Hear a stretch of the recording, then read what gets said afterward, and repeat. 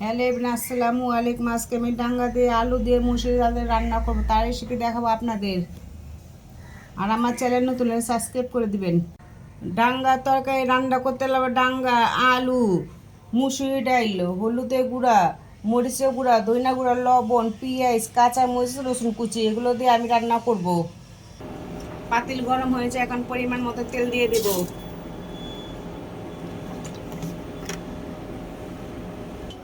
তেল গরম হচ্ছে, রসুন কুচি, পেঁয়াজ কুচিটা ছেড়ে দিলাম।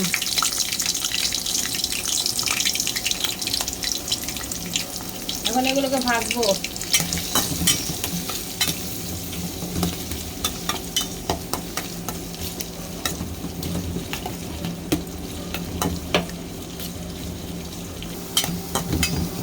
এখন আমার পেঁয়াজ একটু হয়ে এসছে, এখন কাঁচা মরিচ আছে একটু ভাজবো।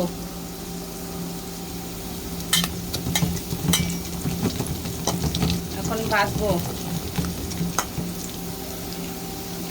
এখন আমার সব কিছু উপকরণ ভাজা হয়েছে, এখন পরিমাণ মতো একটু পানি দিয়ে দেব।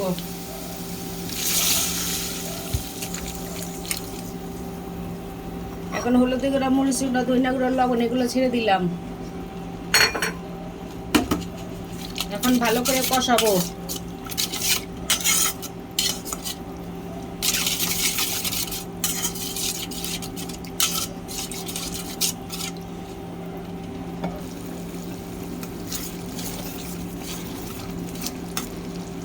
সবকিছু উপকরণ আমার ভালো করে কষানো হয়েছে, এখন ডালটা ছেড়ে দিব।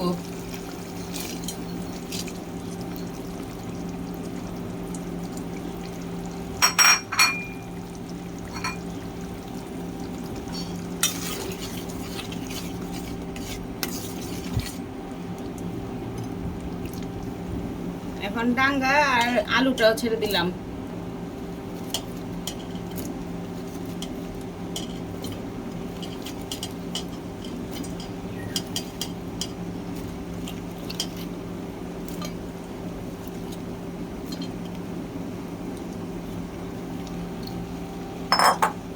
এখন নাড়া দেব।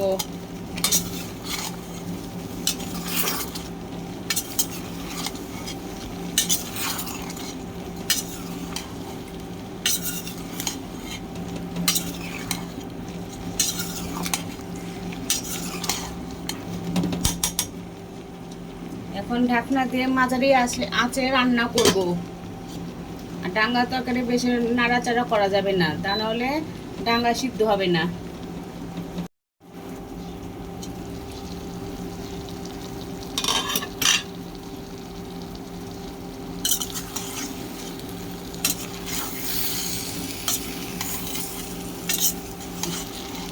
এখন পানি শুকিয়ে গেছে, একটু পানি আছে, এখন একটু হালকা আছে রান্না করব।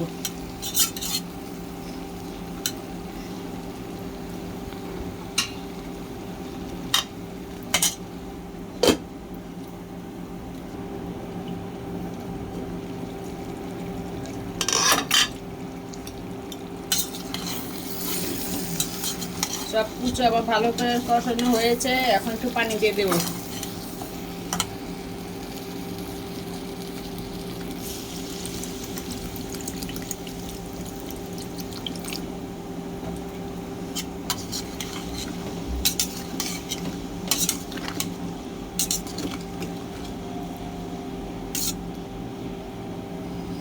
এখন ঢেকে দেবো।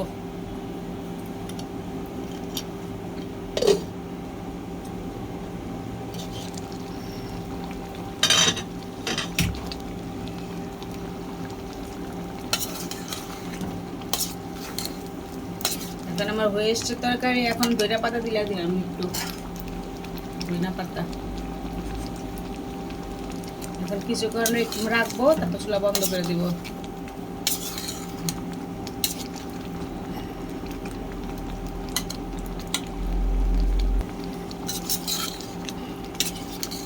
হয়ে গেছে আমার তরকারি, এখন পরিবেশন করব।